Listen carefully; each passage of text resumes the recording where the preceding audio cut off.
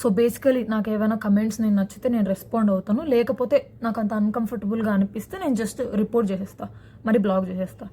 But ఈరోజు ఒక comment చూసాను అనమాట ఒక పోస్ట్కి. Wait, I will show you.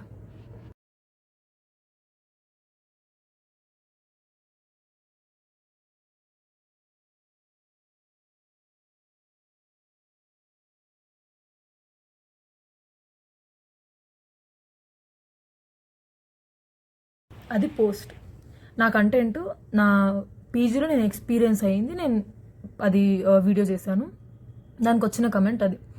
అతను చూస్తే మరి ప్రొఫైల్ పిక్ ఆంజనేయ స్వామిది, మరి కింద చూస్తే అక్కడ అబౌట్లో చూస్తేనేమో రెస్పెక్ట్ గర్ల్స్, జై శ్రీరామ్. అసలు అర్థం ఉందా నువ్వు పెట్టిన దానికి? రెస్పెక్ట్ గర్ల్స్ ఏడా? కమెంట్ సెక్షన్లో చూసి నువ్వు పెట్టిన కమెంట్ ఏందో?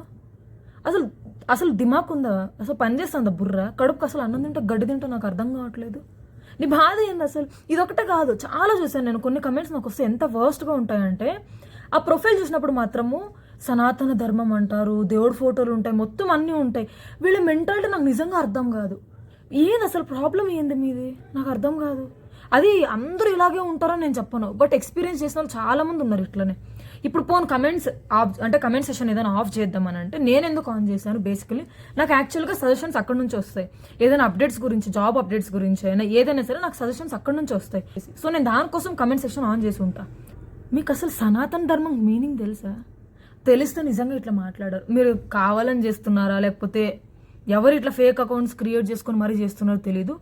మీరు ఇట్లా దేవుడి పేరు చెప్పి పనికిమాలిన పనులు ఇట్లా చేస్తూ ఉండండి, మిమ్మల్ని ఎక్కడ దొక్కాలో అక్కడ దొక్కుతాడు దేవుడు. ఇంతకు మించి నేను ఎక్కువ చెప్పలేను, చెప్పను కూడా.